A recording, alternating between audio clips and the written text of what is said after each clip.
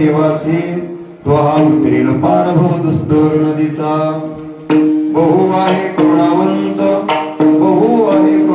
अनंत हे नामड्या त्वा उतरील पारभव दुस्तर नदीचा तुका म्हणे साक्षी आले तरीच केले प्रकट त्वा उतरील पारभव दुस्तर नदीचा पांडुरंगा करू प्रथम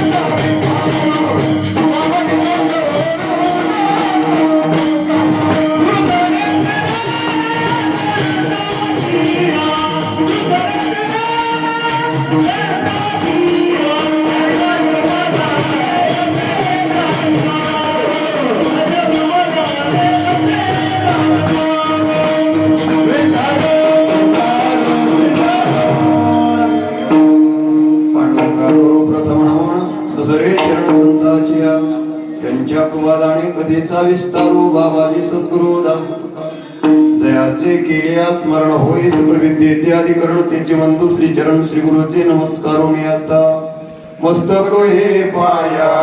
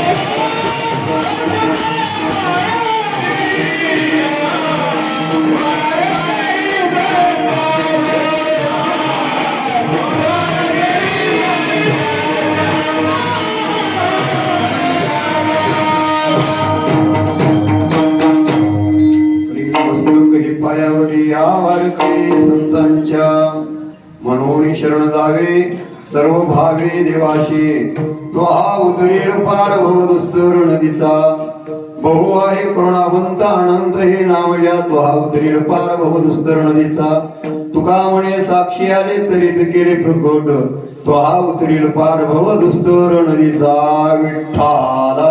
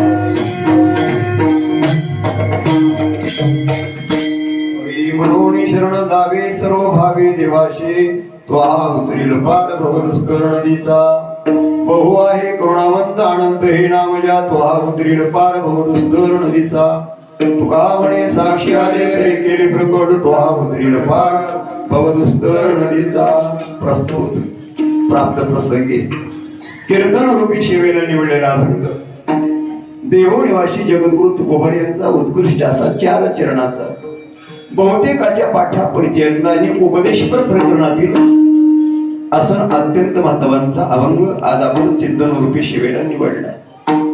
तत्पूर्वी थोडासा असा परिहार द्यायचा. मला 10 मिनिट कमी झालं बरं का. आज खरंच एक कौतुकास्पद इतकं मंदिर तुम्ही सुंदर उभारलंय बरं का. आता या मंदिराला सप्ताह दुसराच ना महाराज, दुसरा.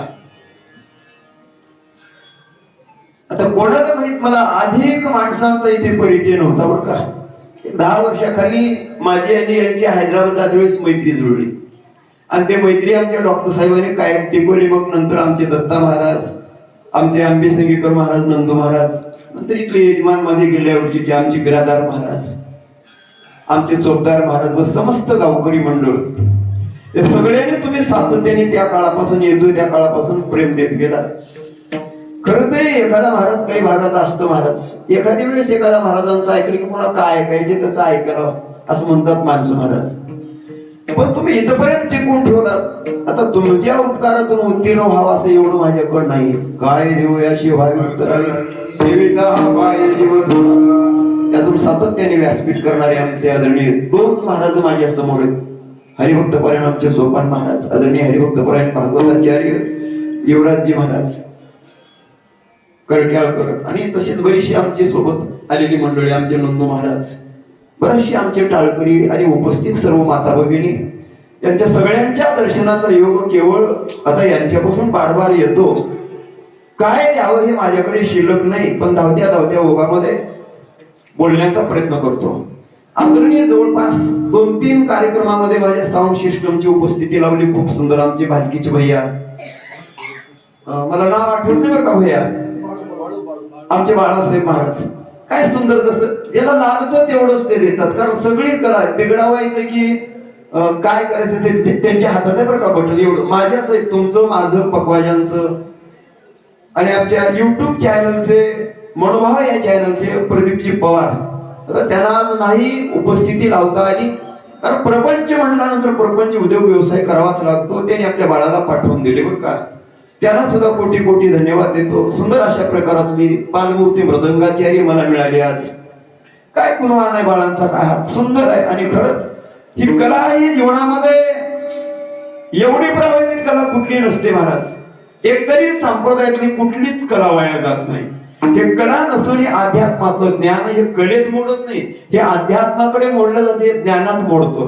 कला वेगळी आणि ज्ञान वेगळं. ज्ञान हे उद्धाराचं असतं, कला हे पोट भरण्याची असते बरं का वास्तविक पाहता.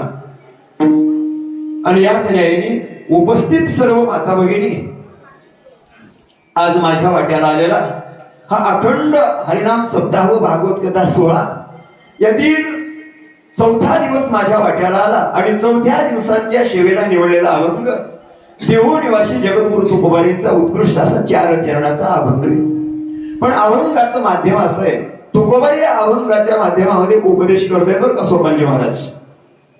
आता उपदेश कोणी करावा, उपदेश काय करावा, या अभंगावर कीर्तन झालं नाही तर या अभंगावर या गावामध्ये नाही बहुतेक. तरी मी बदलून बोलण्याचा प्रयत्न करतो महाराज. काल जरी या अभंगावर झालं तरी या अभंगावर दुसरं बोलता येतं, काही फरक पडत नाही. कारण एकदा त्या अभंगावर चिंतन झालं आणि त्या पुन्हा अभंगावर चिंतन करता येत नाही असं काही नसतं. बहुतेक झालं नाही इथं, मला ठाऊक आहे. गेल्या वर्षी झालं इथं मूर्ती स्थापनेचं. खाली पांडुरंग मंदिरावर एक झालं आणि 2 कार्याचे झाले, म्हणजे माझं 5वं कीर्तन आहे इथं बहुतेक. आणि 5व्या कीर्तनाच्या सेवेनिमित्त निवडलेला अभंग आहे. आता उपदेश आम्ही करू नये, पण उपदेश तुकोबारी करतात महाराज. उपदेश कोणी करावा, उपदेश काय करावा, हा माझा मुद्दा आहे. पण तुकोबारीने उपदेश अभंगाच्या माध्यमात केला. एवढं सुंदर मंदिर उभारलं, या मंदिरासाठी सुद्धा कोणीतरी उपदेश तुम्हाला करावा लागलं. असं नाही असं करा हेही सांगणं उपदेशच आहे. गेल्या वर्षी मूर्तीची तुम्ही प्राण प्रतिष्ठा केलं. एवढं मोठं निर्विघ्न या गावाला विघ्नच एवढी असं विघ्न हारतं दैवत आपण आपल्या दरबारामध्ये आणलं. आणि ऐतिहासिक जे काळ्या रंगाची मूर्ती आहे ना तुमच्या इथं पाषाणांची, ती तुम्ही काळी मूर्ती आणला, तिची प्राण प्रतिष्ठा केला. आता या वैभवाचं जर महत्व वाढवायचं असेल महाराज, कुठलंही विघ्न आपल्या दारापर्यंत पोहोचवणे असं जर प्रत्येकाला वाटलं, शनिवारी नवीन तिथं आरती होते का कमीत कमी 8 दिवसाला प्रति शनिवारी होते. रोज हरिपाठ व्हावा, रोज पूजा व्हावी. आणि विनंती माझी, थोडं आता दार दिसत नाही मंदिराला, म्हणजे कवाड नाही का आहे की, एवढीच विनंती आहे की माता भगिनीने आत चौकटीच्या आत पाय टाकायचा नाही, विनंती आहे. चौकटीच्या आत माता भगिनीने पाय टाकला तर त्या माता भगिनीला बरं नसतं, कारण हा बाबा ब्रह्मचारी आहे. म्हणून माता भगिनीला आत जाण्याला, गाभाऱ्यात जाण्याला अधिकार नाही येतो पांजे महाराज. आता माझ्याही गावला जागृत देवस्थाने मारुत राहायचं, मी त्याच क्षेत्रात आहे. जवळपास 4 राज्यातून लोक दर्शनाला येतात आमच्या मारुतीला. अजून कोणाचाही नवस फेल जात नाहीये, असं सोहळ्यातलं दैवत आहे. पण आम्ही काटेकोरपणे हरिपाठ झाला शनिवारी सुद्धा आम्ही पटकन लॉक टाकतो मंदिराला. कारण कोणी कसं आहे, तो माणसांची आपल्या अंगावाचे कपडे शिचिरभूत असतील तर आम्ही सुद्धा मध्ये जावं, नाहीतर आम्हाला कीर्तनकाराला सुद्धा मध्ये जाऊन दर्शन घेण्याचा अधिकार नाही महाराज. काही गोष्टी मी स्पष्ट माफी मागून बोलतो. आता मी पाहिलं आम्ही सगळेच आत गेलो, पण आत असताना आपण कसे आहोत हे पारखून आत जात जा, हे एवढी एक माझी विनंती आहे. कारण इथलं महत्व अधिक वाढावं, इथलं महत्व कमी होणे या माध्यमात बोलतो. कारण या स्थापनेच्या माध्यमात आमचं कीर्तन होतं, म्हणून त्या माध्यमात मी बोलतो. वास्तविक पाहता तुम्ही कुठलाही तुमच्या मनातला संकल्प करा आणि संकल्प करत असताना तुम्ही तुमच्या नियमामध्ये चुकू नका. हे दैवत बरोबर तुमची मनोकामना पूर्ण करतो. वास्तविक पाहता मारुतीकडे अधिक काही लागत नाही. तुम्ही एक भावनेने यांच्याकडे 5 वातीपासून संकट आलं तर 11, 21 अशापर्यंत 105 पर्यंत देवा लावत चला. खोबऱ्यांच्या वाटीमध्ये सगळ्यांचे विघ्न हरले जातील. प्रति शनिवारी थोडा का असत नाही तुम्ही महाप्रसाद करत जा. महाप्रसाद काही करा, तुम्ही 5 किलोची करा, 4 किलोची करा.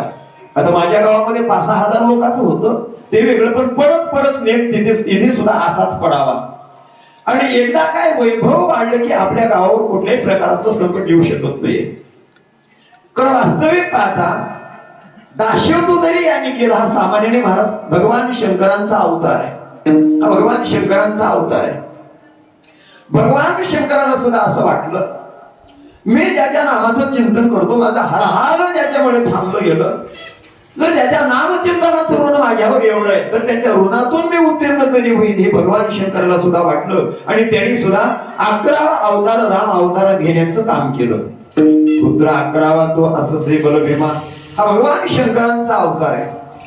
केवळ पार्वती आई साहेबाची विनंती करून यांनी सुद्धा ब्रह्मचर्याचं पालन केलं आणि स्वामीच्या सानिध्यामध्ये निकट 24 तासांची सेवा केली. एक बाजूने सेवक असेल, एक बाजूने दास असेल, पण याच्या विना भगवंताच्या अवतारामध्ये विजयच मिळाला नाहीये. विजयाचं प्रतीक म्हणजे मारुतीराय आहे. तसं आपल्या गावच्या विजयाचं, सुखाचं, सौख्याचं प्रतीक म्हणजे मारुतीराय आहे. थोडस सांभाळत चला प्रत्येकाने, नेमाच्या बंधनात राहत चला. महाराज आता आमच्या गावामध्ये सुद्धा कधी कधी असं होत होतं, मी माणूस नाही का, तुम्ही कुलूप काय घ्यायला लागलात, असं धापात घेतलेली माणसं तळागाळात गेली. आम्ही काहीच नाही म्हणलं, बाबा तुमची मर्जी आहे, तुम्ही सुचिरभूत या आणि आज जावा, आमचं नको नाहीये. पण आपण कुठून आलो, कोणाकोणाचा स्पर्श आपल्याला झालाय थोडस पारखा. हे अभंग मी थोडासा बाजूला ठेवून बोलतो, हे काळाची गरज आहे. दैवताचं जर महत्व वाढायचं असेल तर नित्य नेमामध्ये असावं आणि नेमाने असेल तर हा बाबा जागृत आहे. ज्ञानोबा बोलतात नित्य नेम नामे तो प्राणी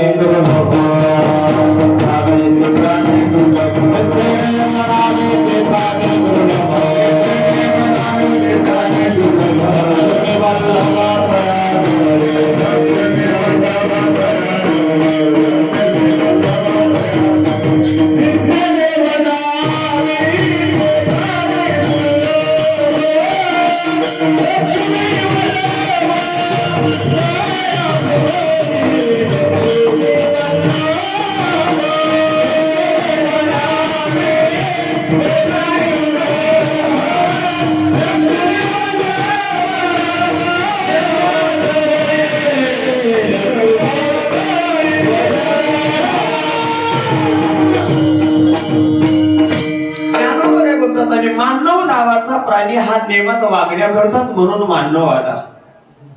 नेम हा फक्त मानवासाठी लावला. आता काही असं म्हणतील नेम हा वारकऱ्यासाठी लावला. वारकरी हा माणसाच्या जातीत, माणूस हा वारकऱ्याच्याच जातीमध्ये आहे. म्हणून प्रत्येकाने नेमांच्या बंधनामध्ये असावं, नेमांचं पालन करावं. चला, नेमांचं पालन करणं हा सुद्धा संत महात्म्याचा उपदेश आहे. प्रत्येकाला सुख हवंय, प्रत्येकाला दुःखाची निवृत्ती हवे, प्रत्येकाला जन्म मरणातून बाहेर पडायचे आणि प्रत्येकाला पुण्यश्लोकी बनावायचं आहे. प्रत्येकाला कोणाच्या तरी जवळ जायचे आणि प्रत्येकाला कोणाचं तरी ऐकून आपल्या जीवनाचं सोनं करावायचे. बरं का, कोणी कोणाच्या तरी विचाराचं अनुकरण करावंच लागतं आणि कोणाच्या तरी विचाराचं अनुकरण केल्याशिवाय आपलं भलंही होत नाही आणि आपलं दोन्ही बाजू त्याच्यामध्ये. बघा, एखादा व्यक्ती चांगलं सांगत असतो, चांगलं सांगणे हाही त्याचा उपदेशच आहे, आणि एखादा व्यक्ती वाईट सांगत असतो हा त्याचाही उपदेशच आहे. पण उपदेशाच्या जरी या दोन बाजू असल्या तर एकाच्या वाईट जो विहित मार्ग सांगतो, विहित मार्ग जो सांगतो त्याला उपदेश असं म्हणत चला. आणि विहित मार्गाची दिशा दाखवणारा तो साधू महात्मा असतो आणि निषिद्ध मार्ग दाखवणारा तो एखादा नास्तिकवादी असतो. तो दोन्हीला असं वाटतं की आपलं कल्याण व्हावं, आपण जन्म मरणातीत व्हावं, आपण या भवसागरामध्ये अथांग कालापासून चिरकाल बुडत मरत आलो, जन्मत मरत आलो. इतके फेरे आपण भोगले. आता हे कष्ट या मानवी जीवनामध्ये आपल्याला निराश करता येतात महाराज. नाहीतर आपण इतके फिरत आलो, इतके काय सांगू. महाराज बोलतात किती वेळा जन्माला आलो, किती वेळा गेलो, याचं गणित सुद्धा नाही. महाराज फेरा गणित नाही दिनाला गणित नाही दिनाला गणित नाही दिनाला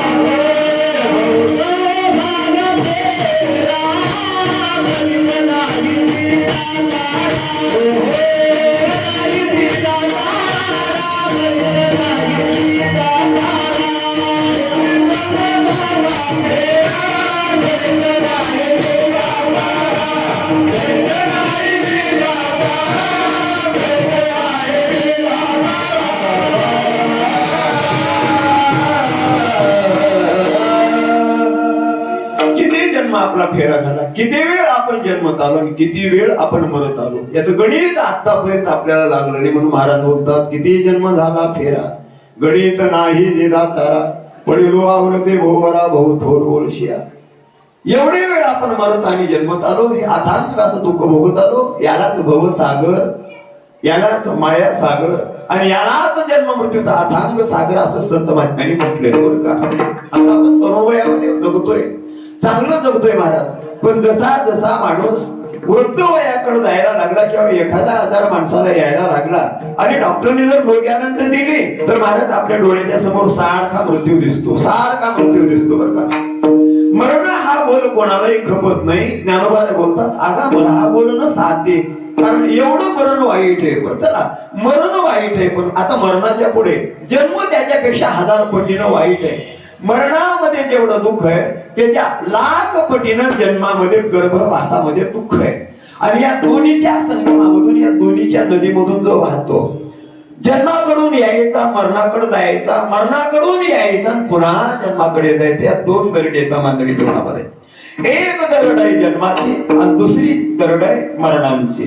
आणि त्यातून आतून आपण प्रवास होत, आपण प्रवास करतो. आणि आत जे पाणी वाहतं ना, आत अनेक प्रकारातले आस्था घेऊन आपण जीवन जगतो, अनेक बाजूचं तादात्म्य ममत्व घेऊन आपण जीवन जगतो. आणि ते जीवन जगत असताना सगळे आपलेच वाटतात ना महाराज, सगळे आपले. आपला आहे त्याला विसरून जातो आणि आपलं जे नाही ते स्मरणात ठेवतो आणि आपलं आहे त्याचं विस्मरण होतं, त्याच्या विस्मरणामध्ये राहतो आपण. आणि मग या माया नदीतला प्रवास सुरू होतो. माया नदीतला प्रवास सुरू होता होता आणि मग शेवटच्या दरडीपर्यंत हा प्रवास जातो.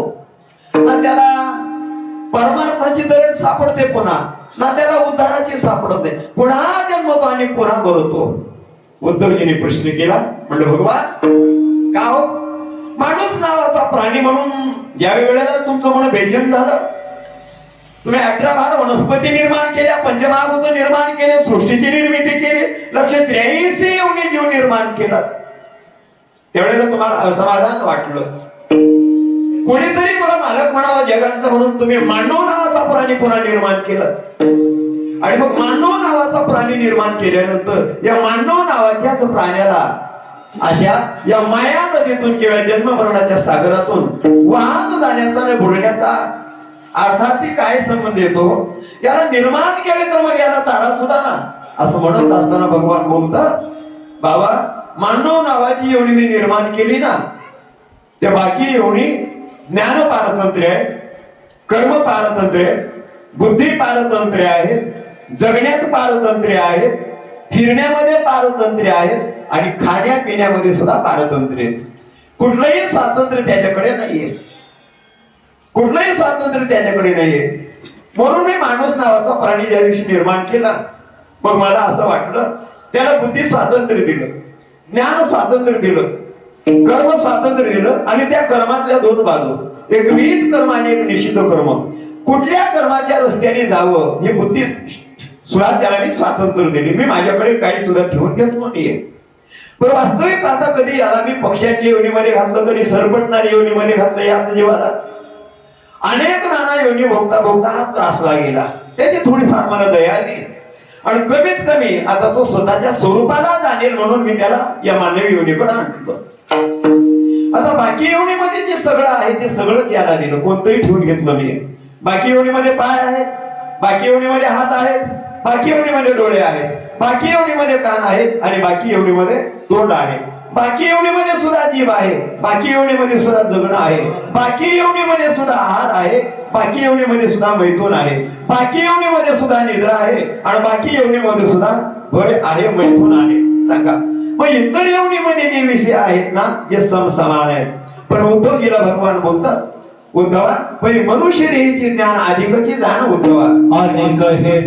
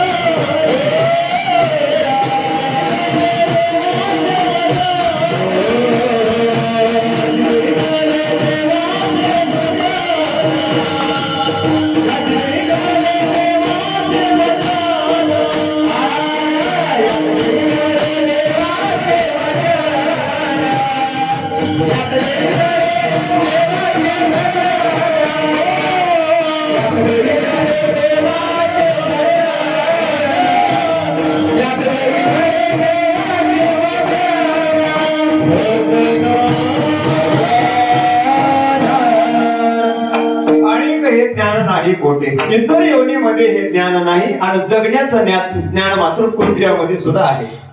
काही शब्द मी माफी मागून बोलतो. ज्ञान नाही म्हणावं तर कुत्र्याला सुद्धा जगायचं कळतं ना.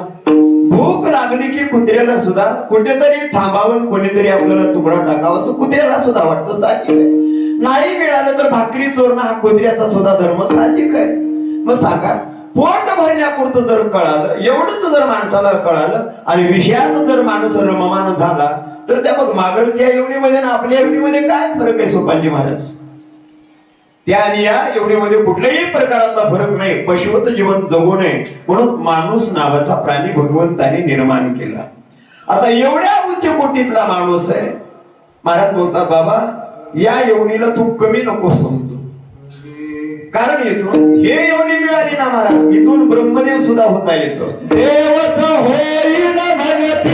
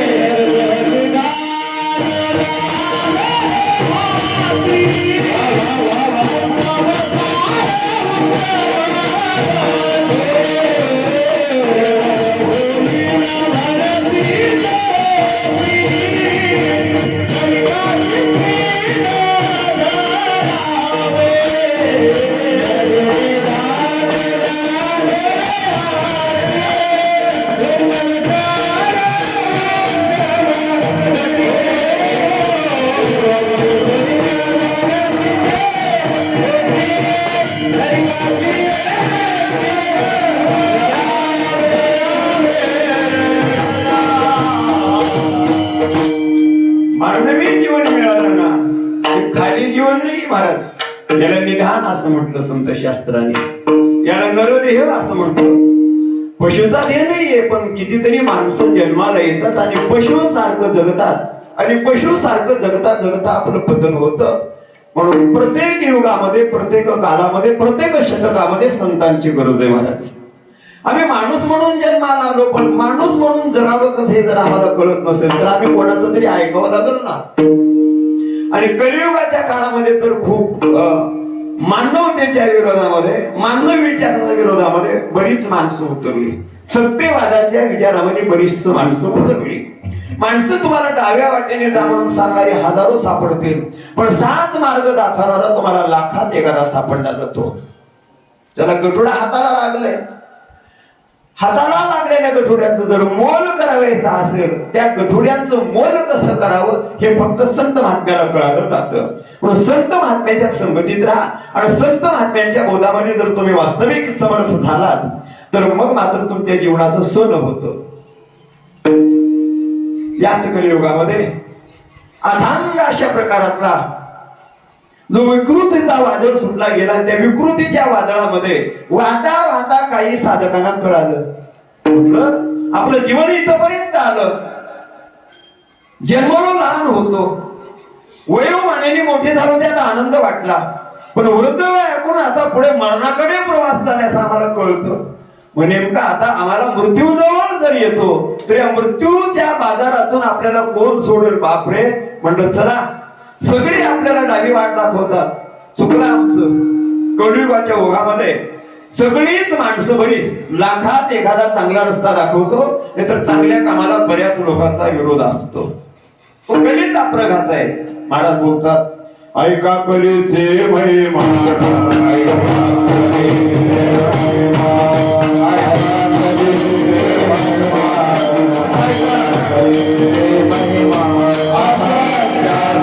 कलीचे महिमा,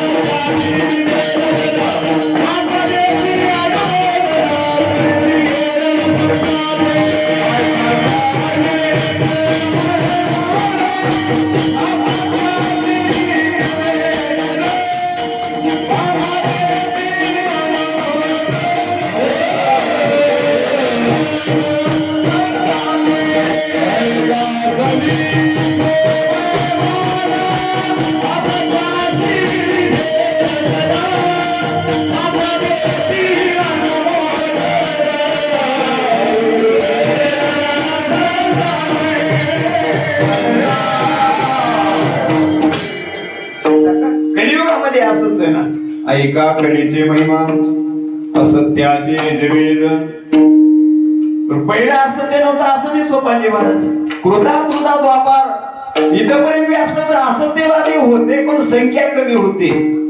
आता फरक एवढाच आहे, उत्पन्न जास्त झालं त्याचं काळांतराने. का असं वाटतं ना आपल्याला?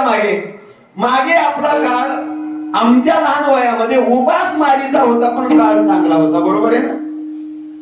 आता बरीचशी काही माझ्या वयाची मंडळी 65च्या पुढची 70 पर्यंतची, आठवा 100 एकरची माणसं असली तरी सुद्धा कधी कधी धान्य पिकत नव्हतं, पण समाधान होत की नाही? कारण एवढी आडवं लावणारी माणसं नव्हती दत्तात्रय महाराज. आता प्रगती झाली त्याची, कारण उत्पन्न वाढलं ना. जसं तुमचं जागतिक लेवलचं उत्पन्न वाढलं ना, तसं सुद्धा हिंसाचाराचं उत्पन्न वाढलं. तसंच सुद्धा नास्तिकवाद्याचे विचार वाढले, तसे सुद्धा खळ माणसाचे विचार वाढले. चला आता या विचाराला एकच ब्रेक आहे या विचाराला, म्हणजे सप्ताह, हरिकथा, भागवत कथा, रामकथा, भजन पूजन इत्यादी. बर, भजन पूजन करण्यानंतर नीट करू देतात का महाराज? बाळा, एवढा आता जे मी शब्द बोलणार आहे ना, एवढा शब्द मात्र फुडायचा बरं का चॅनल मध्ये. फुडता येतो की नंतर? तर आपल्याला अशा स्टँड न मारणारी माणसं अजून सुद्धा आहे. राक्षस आपल्यात आहे. सांभाळत चला, तशाना सांभाळत चला, माझी विनंती आहे. कधी काय होईल असं काही सांगते ते, जन्मले माणसामध्ये, पण याचा विकास झाला अत्यंत याही कालामध्ये. आपल्याला जसं मोठ्या पद्धतीने परमार्थ करावा वाटतो ना, ते मोठ्या पद्धतीने आपल्याला विरोध करतात. असा काही काळ तुकोबाऱ्याच्या समकालीन असणाऱ्या काही साधकाला भीती वाटू लागली. बाबा किती वेळा जन्माला हो, किती वेळा जन्मायावे, किती व्हावे कधी, किंवा जन्मापाठी मरण, मरणापाठी जन्म, किंवा जन्मापाठी मरण आणि मरणापाठी जन्म. तुकोबाला बोलतात, तुका म्हणे माळ गुंतल्या राहते, गाडव्याची सुटी फुटल्या. कारण राहटगाड्यांचं जे गाडगं पूर्वी यंत्र होती पाणी काढायची, ते किती बी बार गाडगं आत जावं, बुडावं, यावं मोठ्याच्या पाण्याला. मग आता त्या गाडग्याला सुटका कधी व्हायची, किती बी घेरे घ्यायचं त्याने, किती बी दिवसभर. हा पूर्वीचा दृष्टांत आहे. सुविधा नव्हती पूर्वी पाण्याची. तुकोबारे बोलतात, त्या मडक्याला फुटल्यानंतरच मुक्ती आहे. मडक्याला फुटल्यानंतर मुक्ती आहे, पण तुम्हाला कधी मुक्ती मिळायची बोला ना. हे सुद्धा पंचमहाभूताचं गाडगच आहे महाराज. आता या गाडग्याने कधी मुक्त व्हावं, काही गाडग्यानं कळालं तुकोबाऱ्याच्या काळात, काही गाडग्यानं कळालं, आणि काही गाडगे तुकोबाऱ्याकडे शरणांगत जातात. भद्य झाल्यावर शेवटला भद्य होतात महाराज. फणसत बिनसत भदभद वाजत, त्यावेळेला काही साधक जातात, तुकोबाऱ्याकडे मजल मारली आणि तुकोबाऱ्याच्या पायावर दंडवत घातला. श्री संताचे माथा चरणावरी साष्टांग हे कैली दंडवत. आणि मग दंडवत घातल्यानंतर तुकोबाऱ्याने येण्याचं कारण विचारलं, बाबा काय काम घेऊन आलात, काय तकलीफ आहे आपल्या जीवनामध्ये. साधक म्हणू लागले, महाराज आम्हाला खूप भीती वाटते हो, या माया नदीची म्हणा, या जन्म मृत्यूच्या अथांग सागराची म्हणा, किंवा ज्याला संसाराची उपमा दिली, ज्याला संसाराची उपमा दिली, त्याचं गणितच करता येत नाही, जे बेमाप दुःख आहे, अशा प्रकारचं सागर तुल्य दुःख आहे ना, त्या बाजारातून आम्हाला बाहेर निघायचे. या बाजारातून आम्हाला कोण बाहेर काढेल, काय साधना करावी असं म्हणत असताना तुकोबारे बोध करतात, अभंगाचं पहिलंच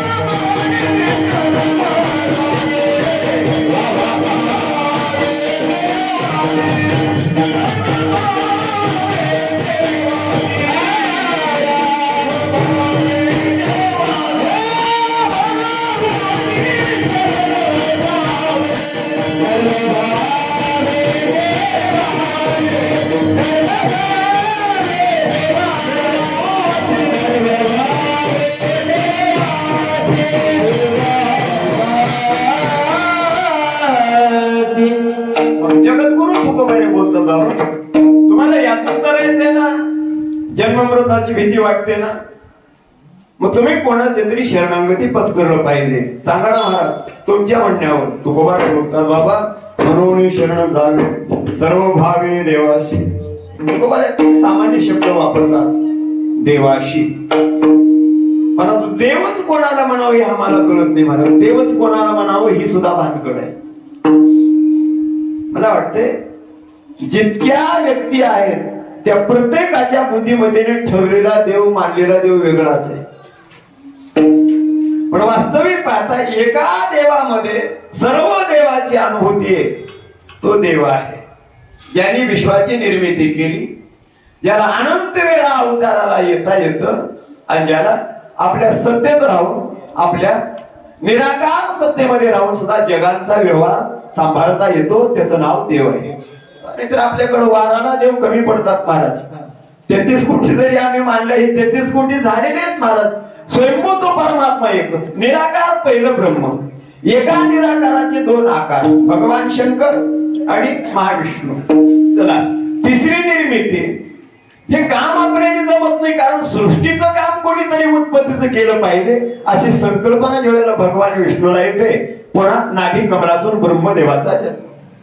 वास्तविक पाहता देव एकच. एको देव सर्व भूतेषु गुणा. एकच देव आहे सर्व भूतांच्या अंतरामध्ये व्यापक असणारा असा परमात्मा म्हणजे तो विष्णू भगवान परमात्मा. पण एकावर भागत नाहीये ना, हे व्यवहार सांभाळण्यासाठी कोणी उत्पत्ती करावं लागेल ना, कोणी उत्पत्ती करावं लागेल आणि कोणी त्याचं संगोपन करावं लागेल. उत्पत्ती ज्याने केली त्याच्याने संगोपन करणं होत नाही. संगोपन करण्याची जिम्मेदारी एकाने घ्यावी. पण संगोपन तरी किती वेळ करणार नीटनेटके असेपर्यंत.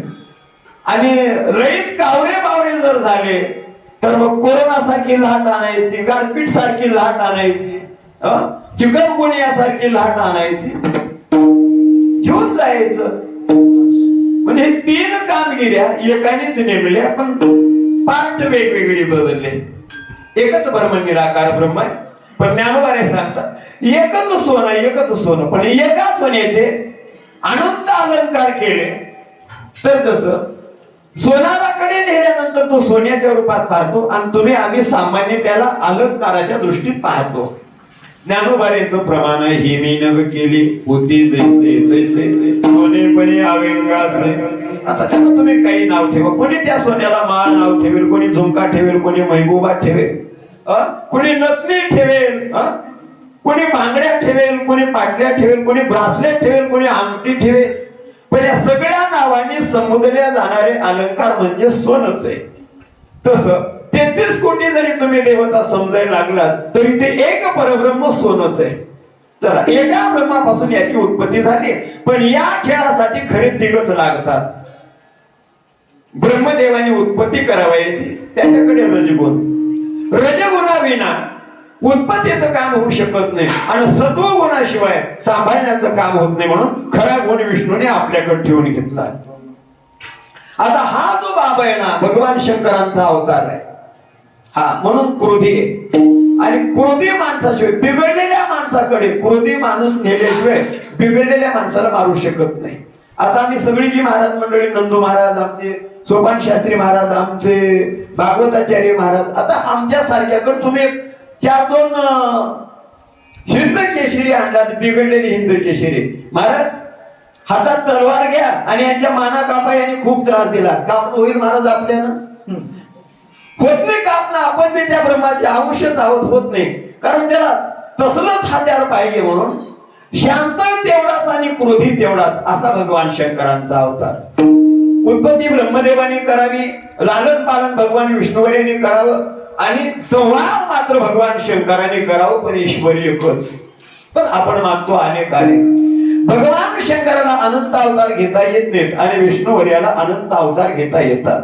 आणि निराकार सत्तेत राहून सुद्धा जगाचा व्यवहार सांभाळता येतो असं दैवत नव्हे नव्हे.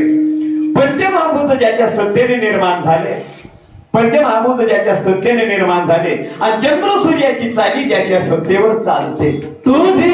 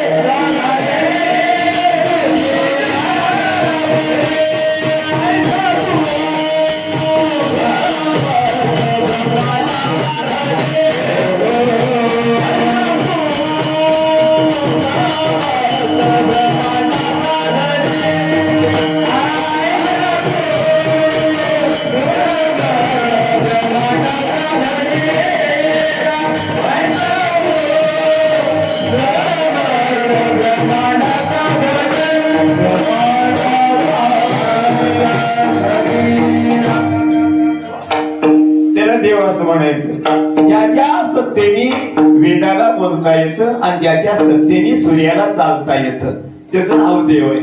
असा एकच देव आहे. बाकी देव शून्य आहेत. बाकी देवाला काही करता येत नाही. बाकी देव भूक लागली तरी आपल्याकडून मागून घेतात. बाकी देव लागाळू चला मला तिकडे हात घालायचा नाही असा देव. आणि अशा देवाची शरणागती पत्करा. एवढी सत्ता नाही महाराज. बदली करायची सुद्धा सत्ता त्याच्यातच आहे. बदली हे तुमची आमची बदली नाहीये. कुठल्या कर्मचारी स्टाफची बदली नाहीये महाराज. चंद्र सूर्याची देखील बदली करावं हे सुद्धा त्याच्या सत्तेत आहे महाराज. मग तुम्हाला त्याची बदली होते का? त्याची बदली नाही. त्याचं आयुष्य संपत आलं की दुसरे चंद्र आणि दुसरा सूर्य हे ज्याच्या असे कोटी चंद्र कोटी सूर्य ज्याच्या निळामध्ये व्यापून आहे त्याचं नाव देव आहे. प्रमाण आहे तुकोबाराय तुझे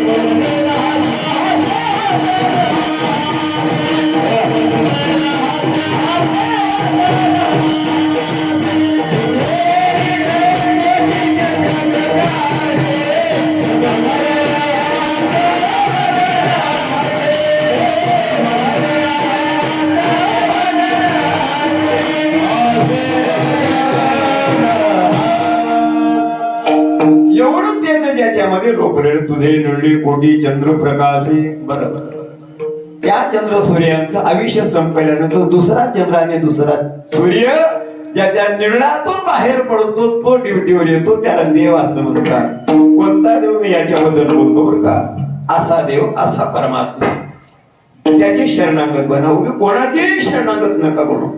काही गोष्टी माफी मागून बोलतो मी महाराज. तुमच्याकडे पुसमहिने जास्त साजरे होत होते अगोदर. आता कसे की पण बऱ्याच पुसमहिन्यातले कार्यक्रम आम्ही बंद केले महाराज.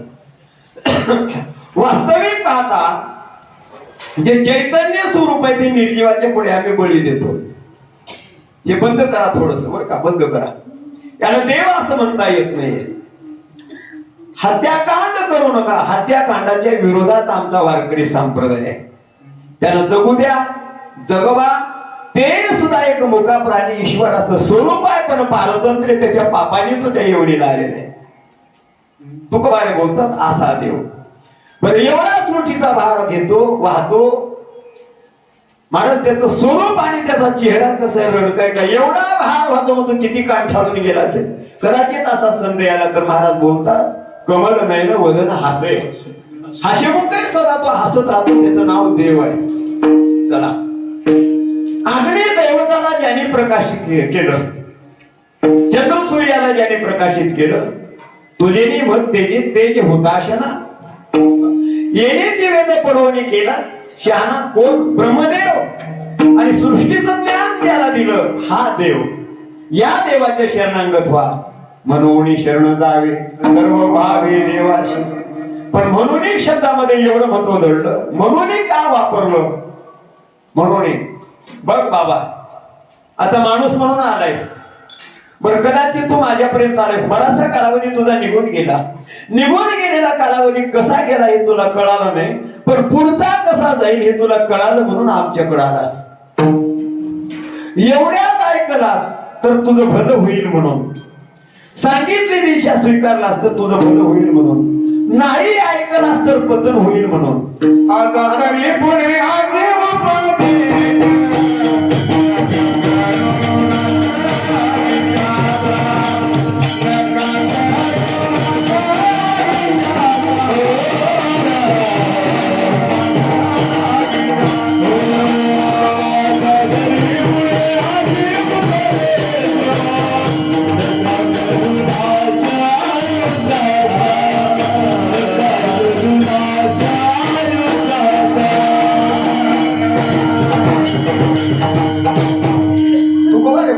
आता आता आलंय ना, जाऊ दे मागे गेलेलं कसं जाऊ दे.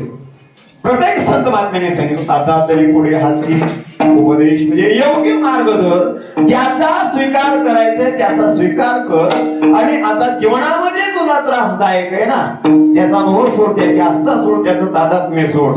म्हणून बरं कदाचित घमेंड धरून बसलास तर आता इथून तुला पुढे माणसाचा जन्म मिळेल आणि पुढे तुला हे करायला मिळेल असा बोध मिळेल आणि परमात्म्याची शरणागती पत्करायला मिळेल हे शक्य नाही. म्हणून नाही, आता एकदा जर आपण इथून निघालो तर पुन्हा माणसाचा जन्म मिळेल हे शक्य नाही. आता मागोता हा जे जन्म पाहिजे हो गेले सुख दुःख जाणसे हे तो न घडे रे सारे अंगवशी जाणून लक्ष 84 न चुके फेरा, पुन्हा 84च्या फेऱ्यामध्ये नको पडू.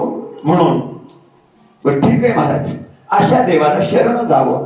पण अशा देवाला शरण जात असताना, अशा देवाला शरण जात असताना शब्द खूप तोला मोलाचे तुकोबारीने वापरले. आपण कोणाची शरणागत बोलतो बरं का? ज्याच्याकडे स्वतःच मरण चुकवता येत नाही, त्याचं स्वतःच पोट भरत नाही, अशाचे शरणागत आपण होतो. माझे दादा त्यांच्या कीर्तनामध्ये सांगायचे बरं का, कोणाचं तरी आपल्याला अनुकरण करायचंय, कोणाच्या तरी विचारामध्ये समरस व्हायचे, पहिल्यांदा त्याची लायकी ओळखा. कोणाच्या तरी आपल्याला जवळ जायचे, आपल्याला काही मागायचे, जे आपल्याला मागायचे ते त्याच्याकडे आपल्याला देण्यासाठी शिल्लक असावं आणि मग त्याच्याकडे कदाचित आपण याचना करावी महाराज. त्याचा अधिकार जाणार. नेहमी एक 2 उदाहरणं एवढी व्यवस्थित देत होते माझे दादा. पूर्वीच्या काळामध्ये बैलगाड्यांनी माल घालण्याचा प्रवास होता. 10-5 कोसाच्या पलीकडे कुठतरी मार्केट असायचं आणि मग त्या मार्केटला जाते वेळेस एखादा मुक्काम सुद्धा पडायचा लांबून जात असताना बैलगाड्यांचा व्यवहार 5-4-10-5 बैलगाड्या मिळून जायच्या, चोऱ्या माऱ्या व्हायच्या. तो असा काही गावातला वर्ग गाड्या घेऊन लातूर सारख्या शहराकडे निघाले आणि लातूर सारख्या शहराकडे निघाल्यानंतर शहरापर्यंत पोहोचतात, माल विकतात आणि माल विकून येत असताना वाटेत एखादा मुक्काम पडतो. लांबचा प्रवास असायचा बैलगाड्यांचा. आणि मग त्या मुक्कामावर सगळे अशी मध्यभागी गाड्या आणि भोतालून काही साहित्य वगैरे त्या गाड्यात आणल्या राहायचं, भोतालून माणसं झोपावायची बरं का, कापसं वगैरे घालायला गेलं. आमचे दादा सांगायचे.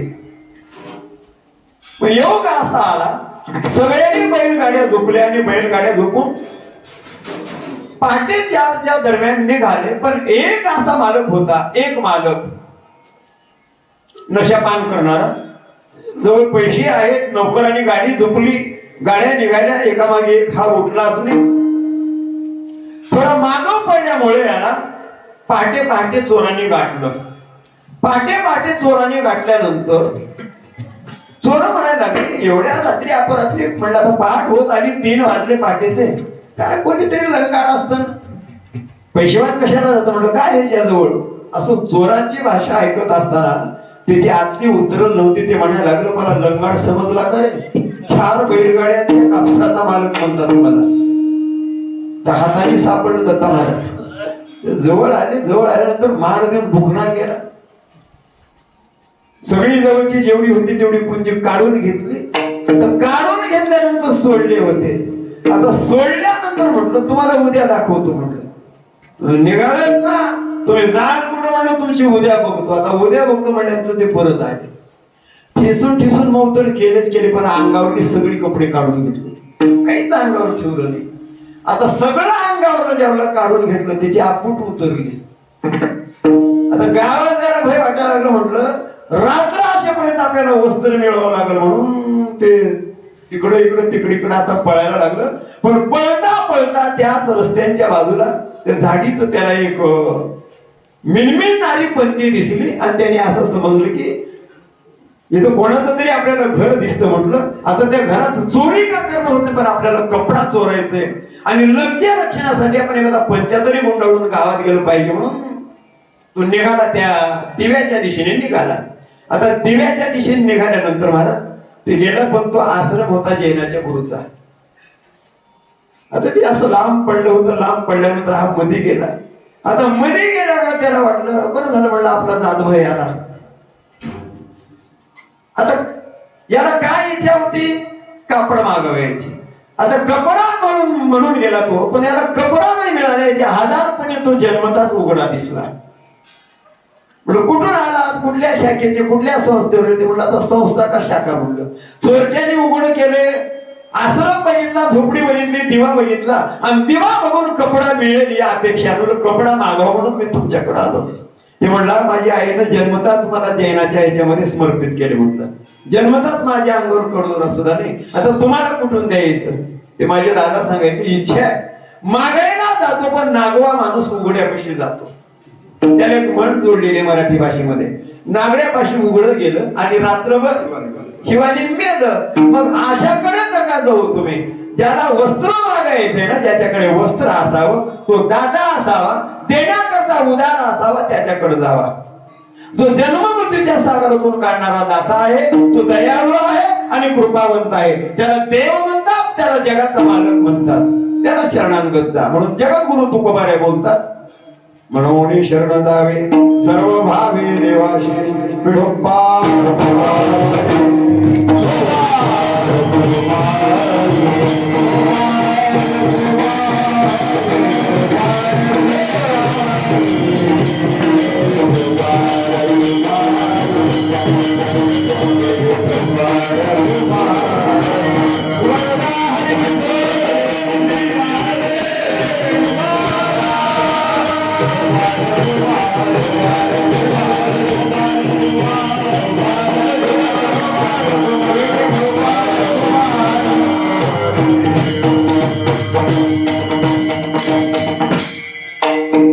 पावणे 11 सात शेवट की. धन्यवाद. जगद्गुरु तुकोबा बोलतात म्हणून शरण जावे सर्व भावे देवाशी. आता असा देव शोधा आणि असा देव जगाच्या पाठीवर एकच आहे. तुम्ही किती अन्याय करा पण त्याच्याकडे जा. तुम्ही त्याच्याकडे जा किती अन्याय करा.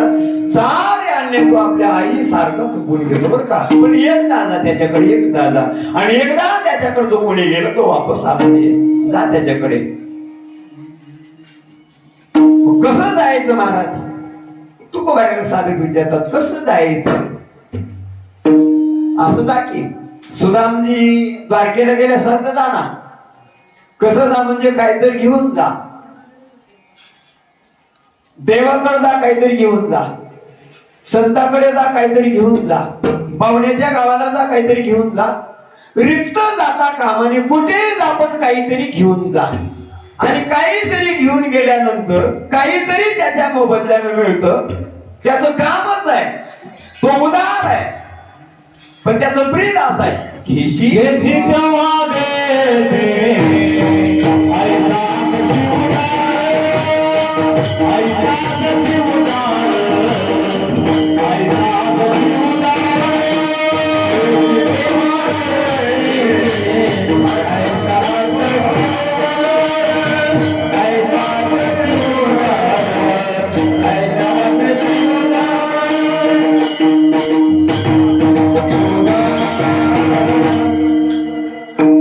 घेशी तेव्हा देशी, बरोबर आहे ना देवाचं, घेशी तेव्हा देशी ऐसा अससी उदार.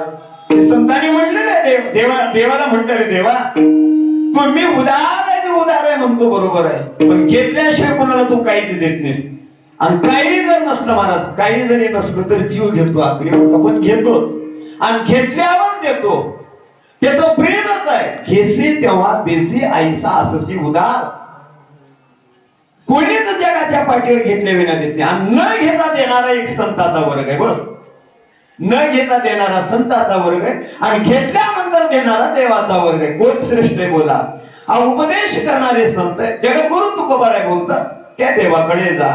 मग काही साधकांनी म्हटलं, महाराज आमच्याकडे देवाला द्यायसाठी काहीच नाही, काय द्यायचं आम्ही देवाला? तुकोबाराय बोलतात, त्याचे शरणांग होत असताना कमीत कमी तुमच्याकडे भाव नावाची तरी चीज आहे की नाही? भाव नावाची काही नाही कसं म्हणता? सगळं आपल्याकडे, सगळं आपल्याकडे. देवाने काहीच नाही ठेवून घेतलं, देवानेच दिलेलं सर्वच त्याला वापस द्या. सर्व म्हणत असताना आपल्याकडे काही सुद्धा ठेवून घ्यायचं नाही. जे देवाने आपल्याला दिलेलं आहे ते सगळंच देवाला देऊन टाका. देवा कारणे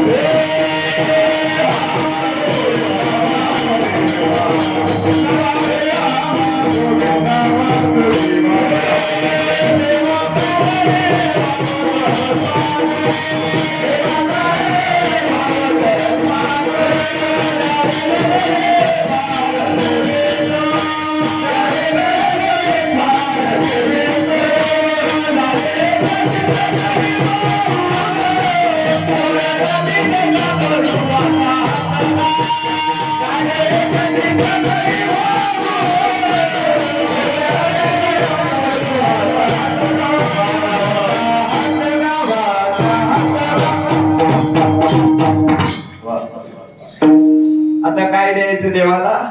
भाव. कोणता भाव? तुरीचा. सध्या त्यालाच भाव आहे की तूर आणि हरभराच पुढे सोयाबीनचा घसरला, पण ते सगळेच भाव ज्याच्यातून कमावता येते तो भाव देवाला द्या, तो भाव इथे असतो. काय प्रमाणबद्ध महाराजांनी प्रमाण उचलले, देवा कारणे भाव तस्मात द्यावे न लगे फारसी रिक्त. त्या पैशाला कुठपर्यंत किंमत आहे? शास्त्री महाराज, पैशाला किंमत कुठपर्यंत आहे? जोपर्यंत त्याला गव्हर्नमेंटचे मान्यता आहे तितकेच दिवस. भ्रष्टाचार जास्त माजला, डुप्लिकेट नोटा निघायला लागल्या, 2000च्या नोटा लोकांना लपवायला लागल्या, त्या बँकेकडेच येत नाहीत म्हणून त्या उठवल्या, बंद केल्या. मागे 1000च्या बंद केल्या, रात्री 2 500च्या बंद केल्या. आता त्या नोटा जर आपल्याकडे पोत्याने दिल्या तर महाराज आपण हसूत का रडू? नाही, आता त्याला काही भावच नसतो, कारण मूल्यांक संपलं त्याचं. सगळ्याला मूल्यांक जे मिळालं जातं, काही काळानंतर त्याचं मूल्यांक संपलं जातं, पण एक अंतःकरणातलं भाव नावाचं जे मूल्यांक आहे ते सर्वश्रेष्ठ आहे. पहिल्यांदाही द्यायला शिका. पण आता ही पटकन एकदाच देणं होत नाही महाराज, म्हणून थोड्या थोड्याने देत, थोड्या थोड्याने देत, आपला थोडा थोडा थोडा थोडा व्यवहार आपला घसरता घसरता भाव काढून सगळा भाव मग एकदा चित्ताचा भाव तिकडे दिला की मग त्याला सर्व भाव असं म्हटलं जातं. त्याला सर्व भाव असं म्हणावं. आता त्याच्या अलीकडचे काही भाव आहे, वाचेचा भाव आहे, दृष्टीचा भाव आहे, शब्दाचा भाव आहे, चालण्याचा भाव आहे, देवाणघेवाणचा भाव आहे, पचेचा भाव आहे, बोलण्याचा भाव आहे, चाखण्याचा भाव आहे, पाण्याचा भाव आहे, प्रेमाचा भाव आहे, क्रोधाचा भाव आहे, कामाचा भाव आहे. सगळे भाव याच्यामध्ये आहेत. त्याच्या अंतर्गत सगळे भाव याच्यामध्ये आहेत. सगळे भाव देवाला द्या. संतांनी पहिल्यांदा दिलं, संतांनी पहिल्यांदा दिलं आणि मग तुम्हाला आम्हाला सांगायला लागले. संतांनी पहिल्यांदा द्या, तुम्ही वाचा देवाला द्या. चलतं ना, वाचा देवाला देता येते. तुकोबारे बोलतात, तुका म्हणे वाचा वाहिली आनंदा बोलावयाचे आता का म्हणे. तुकोबारे बोलतात बाबा वाचा देवाला द्या. आणि वाचा देवाला दिल्यानंतर भगवंताच्या नामचिंतनाशिवाय तुम्हाला दुसरं काही जमू शकत नाही. ज्या दिवशी तुम्ही वाचा देवाला दिला, वाचेचा विषय जर भगवंत झाला तर कानाचा विषय सुद्धा भगवंत होतो. आता जो कानाचा आणि वाच्याचा विषय भगवंत झाला, तुमच्या मनाचा विषय भगवंत होतो. मनाचा विषय जर तुमचा भगवंत झाला तर तुमच्या डोळ्यांचा जो भाव, ज्यातून तुम्ही चिंतन करताय, तो डोळ्यांचा जो भाव आहे ना, डोळ्यांचा भाव, जग पाहणे हा जर डोळ्याचा भाव असेल, डोळ्याचा विषय असेल, तर आपल्या दृष्टीचा भाव असा होईल, जे जे दिसे भूत ते मग ते मन ऑटोमॅटिक मानलं जातं. या भगवंताच्या विभूतीला हा सगळा भाव आहे. आता हा सगळा भाव आपल्याला कधी देता येतो? चालण्यातला भाव देवाला द्या, क्रोधाचा भाव सुद्धा देवाला द्या. क्रोध हा सुद्धा भाव आहे महाराज. क्रोध जर हा भाव नसता तर जनाबाईने देवाकडे क्रोधाने शिव्या घातल्या महाराज, तो सुद्धा भाव आहे. शिव्या जर द्यायचं असलं तर देवाला द्या बरं का. आनंदाने ऐकून घेतो, आनंदाने दिल्या. अरे अरे विट्या मूळ मायेच्या कारट्या तुझे कोणी म्हणावं, हा अधिकार आमच्या माता भगिनीकडे बरं का. ती सामान्य नाही सोपण महाराज. असं राहुलात जाते, एखादा अपवाद म्हणून आळ येतो. आला होता ना, आला होता अपवाद म्हणून, कारण तो हारच कोणाकडे सापडला होता? जनाबाईकडे. मग शिक्षा कशामुळे मिळाली? हारामुळे. हार मागितला होता का? संत हार मागतात का? मागत नसतात. मग हा जर हार दिला नसता, ती बोलते अरे अरे विट्या मूळ माईच्या कारट्या तुझी त्यास होऊ दे रे.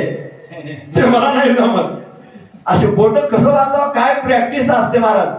असं आम्ही बकळदा मोडून बघतो, मोडत नाहीत. पण एखादी आमची माता भगिनी जर कोणाच्या तावात भांडण्याच्या जर असली, ते असं करत येते की लगेच असं करते महाराज. पण सामान्याला नाहीये, केवढा अधिकार प्राप्त केला. हा क्रोध भाव आहे महाराज. हा क्रोध भाव जरी असेल तर हा क्रोध भाव देवाला द्या, देवाला द्या. दिला आमच्या जनाबाईने. काम भाव सुद्धा तुम्ही देवाला द्या. काम भाव जर तुम्ही देवाला समर्पित केलात ना, काम क्रोध आम्ही वाहिली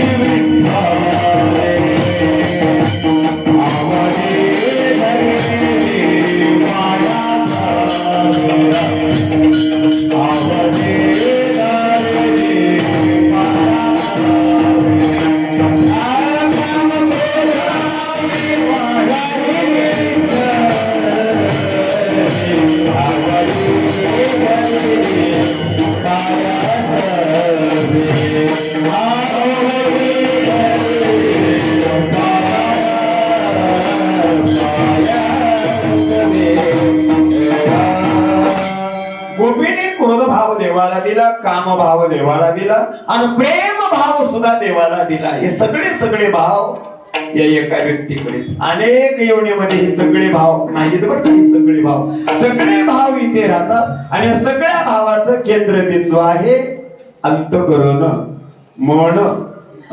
अंतःकरण पंचकामध्ये समजली जाणारी जरी तुम्हाला 5 वस्तू भिन्न जरी दिसल्या नावाने, कृती बदलली की नाव बदललं, भाव बदलला, विषय बदलला की त्याचं नाव बदललं. अंतःकरण पंचकापैकी संबोधला जाणारं मन तेच आहे.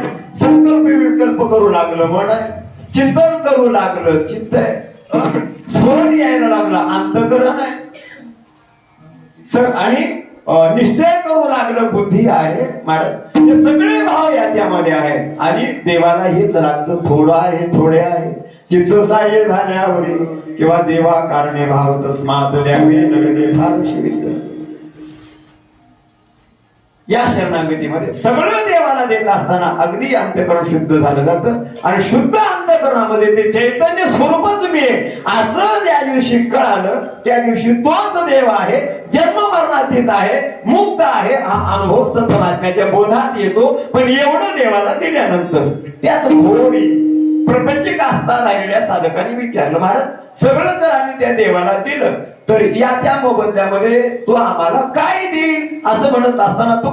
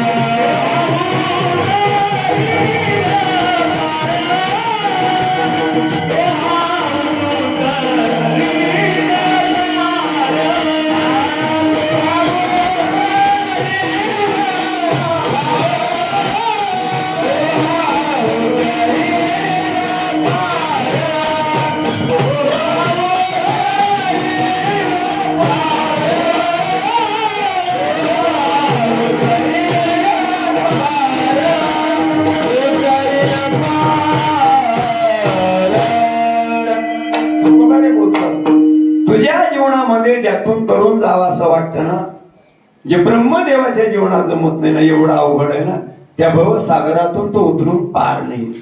काळजी नको करू, तुला पहिलं तिराला नाही. तो तारू आहे, या संसार सागरातला तारू आहे, नदीतला नाही.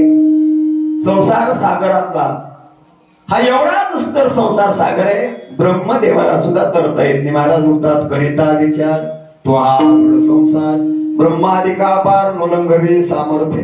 समुद्राची खोली लागेल, समुद्राची खोली लागेल, पण या जन्म मृत्यूच्या वाहणाऱ्या अथांग सागराची खोली ब्रह्मदेवा सारख्याला लागली नाही. यातून कोणालाही तरता येत नाही. ना विद्येच्या बलावर तरता येत नाही महाराज, भोपळ्याच्या बलावर तरता येत नाही, विचाराच्या बलावर तरता येत नाही, ज्ञानाच्याही बलावर तरता येत नाही. नाहीतर बरेचसे पट्टे तरले असते ना, जे केशरी केशरी म्हणून नावाले जाते ना, ते तरी तरुण गेले असते, पण कोणालाही तरता येत नाही. म्हणून महाराज बोलतात इथे फक्त त्याला भावच द्यावा लागतो. भगवान परमात्मा बोलतात, येथे एकच लीला तरले जे सर्व भावे मज भजले दया थोडी सरळे माया. या मायाजाळाच्या सागरातून काढायचं असेल तर ज्यांनी सर्वच तुम्हाला स्वरूपित केलं की मग तो माझा आहे आणि मी त्याचा आहे, त्याला मी त्या भवपुरामध्ये जाऊ देत नाहीये. मी तारू त्याचा आहे, तारू भला पांडुरंग. मग त्याच्या पुढचं उत्तर आहे महाराज, पाव विदो निरे अंग. अगदी अगदी माया जळाचा स्पर्श त्याच्या चित्ताला न होऊ देता त्या अथांग सागरातून तो बाहेर काढतो, सगळ्या तादात्म्यातून बाहेर काढतो. ठीक आहे महाराज, तुमचं म्हणणं बरोबर आहे, पण त्याचा आमचा कधीच परिचय नाही. तो एवढा मोठा जर असेल ना, तो आमच्यासारख्या पामराचा दया सिंधू असेल आम्हाला वाटत नाही. तुकोबारे त्याचं उत्तर देतात अभंगाचं तर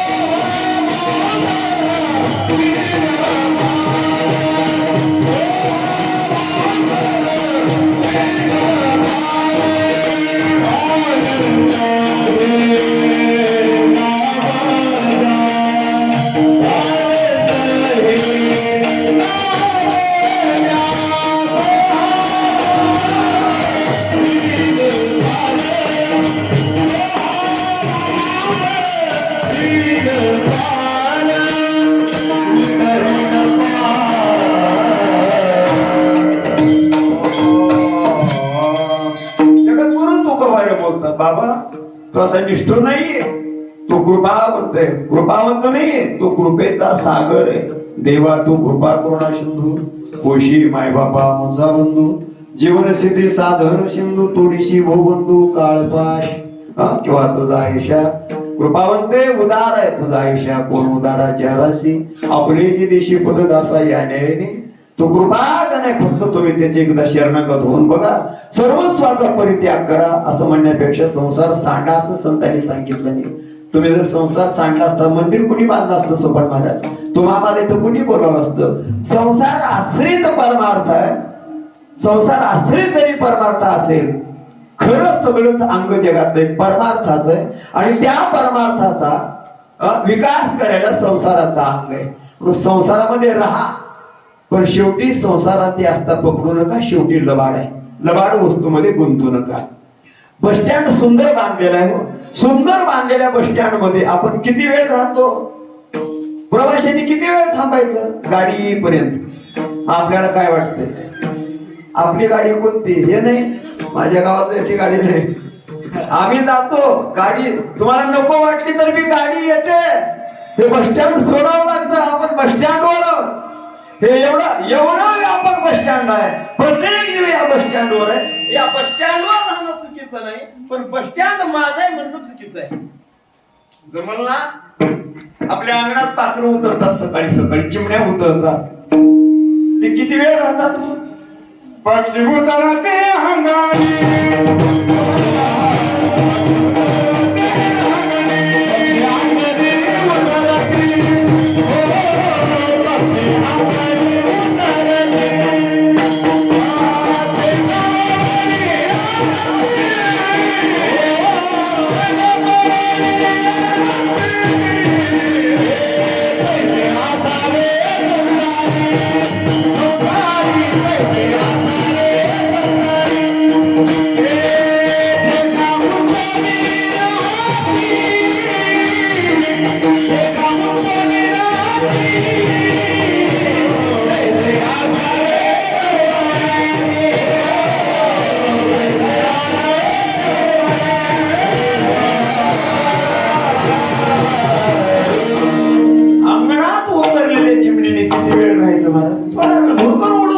आपलं बी तसंच आहे. चिमण्या होत आपण सुद्धा चिमण्यात. वृक्षावर बसलेलं पाखरू किती वेळ बसतं, पण कदाचित त्या झाडावरून पाखरू निघून गेलं, परत त्या झाडाची आठवण ठेवतं का ते मनात? मग ते बरे का आपण बरे? ते अवघड आहे महाराज. म्हणून जगद्गुरु तुका बरे होता बाबा, तो एवढा दया सुंदर, एवढा कृपागण आहे, पण फक्त इथली आस्था सोड. फक्त याचा साक्षी म्हणून जग संसारी असावे असणे नसावे भजन करावे वेळोवेळा हे सोडायचे एवढं ध्यानात ठेव. मग थोडा थोडा तुझ्या मायेचा निराश होतो आणि तुला यातून तो परमात्मा मुक्त करतो. तुकोबारीला साधकाने म्हणलं माझं तुमचं खरं काय खोटं काय शरणागताला तोच लायक आहे असं कशावरून याला काही पुरावा आहे का अभंगाचं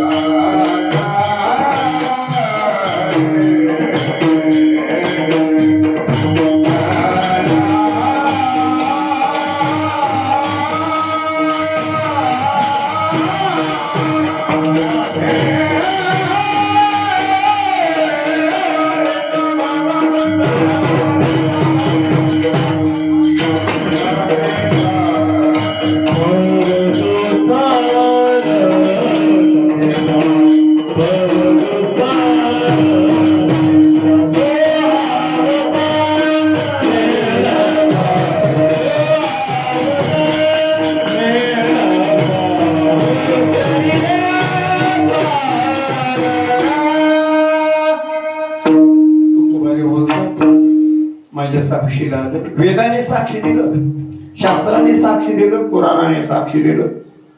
बाकी इकडे यात हात घालत नाही. आपला वेळ पूर्ण झाला. आणि संतांनी साक्षी दिलं. संतांचं एक प्रमाण आहे, ये साथे आलिया ओळगा शारंग धरू, नाहीतरी संसार जाईल रया. साथे या शब्दाचा अर्थ बाजार. या संसार रूपी बाजार मार्केटमध्ये आलोय ना, या बाजारात सगळेच लबाड आहेत महाराज. बाजार म्हणला की लबाडच असतं. आता आमच्या देवणीचा बाजार जगप्रसिद्ध होता की नाही? जगप्रसिद्ध आता कुठे गेलाय? बाजार लबाड आहे, हे मार्केट लबाड आहे. या मार्केटमध्ये एकच खरं आहे तो परमात्मा. तुम्ही त्याचे शरणागत व्हा. साथे म्हणजे बाजार, ए साथे आल्या ओळगा शारंग धरू, नाही तरी संसारू जाईल रया. बेगडाची बाहुली आभराची सावली मृग जळवत जाईल रया. या नेमाने तुकोबारे बोलतात. यावर कधीतरी आपण चिंतन करू. तुका म्हणे साक्षी आली तरीच गेले प्रभू, तो अवतरील पार दुस्तर नदीचा. बहु आहे करुणावंत आनंद हे नाम ज्या, तो अवतरील पार बहु दुस्तर नदीचा. ज्ञानेश्वर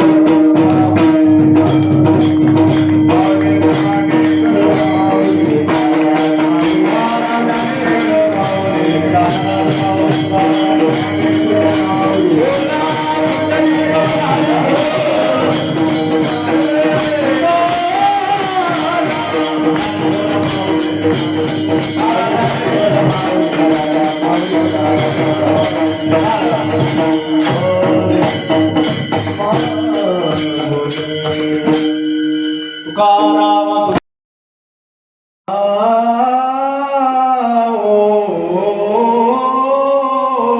तुका म्हणे साक्षी आले.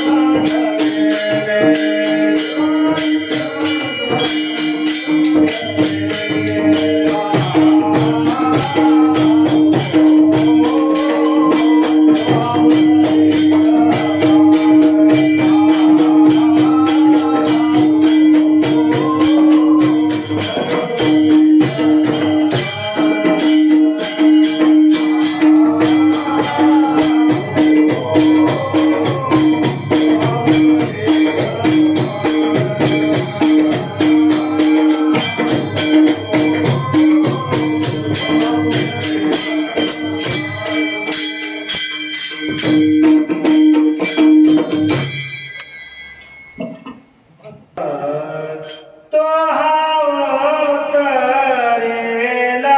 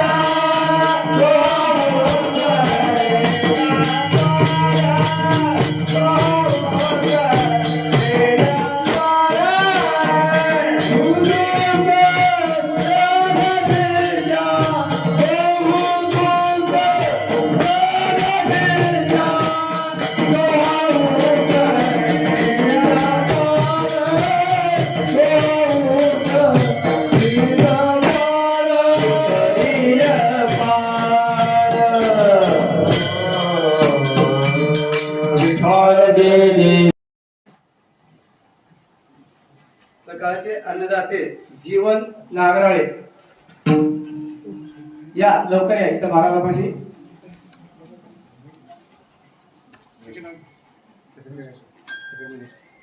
आणि दुपारचे गोविंदराव वाडीवाले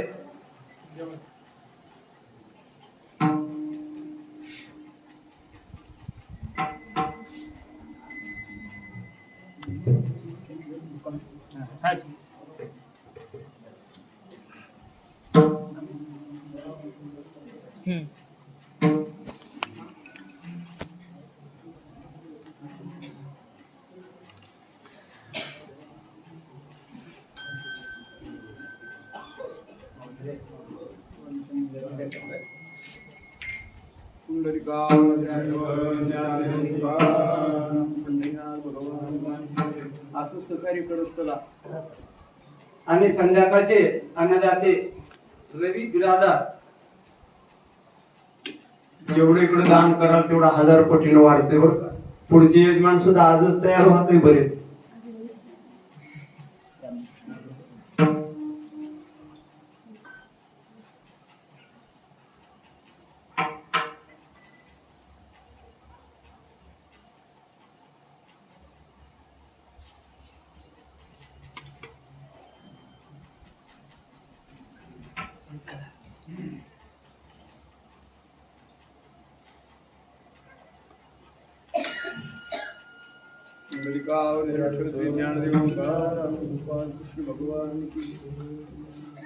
आणि तसेच आमचे हरिभक्त पारायण श्री माऊली महाराजांचे गुरुमाय आलेले आहेत. त्यांचा सत्कार आमचे विमला माईनं करावी हीच विनंती.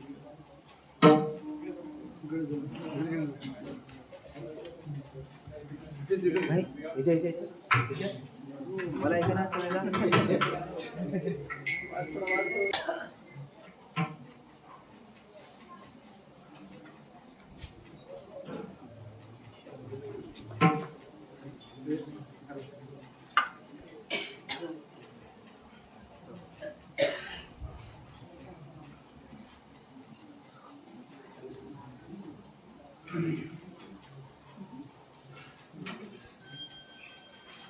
माहिती करायला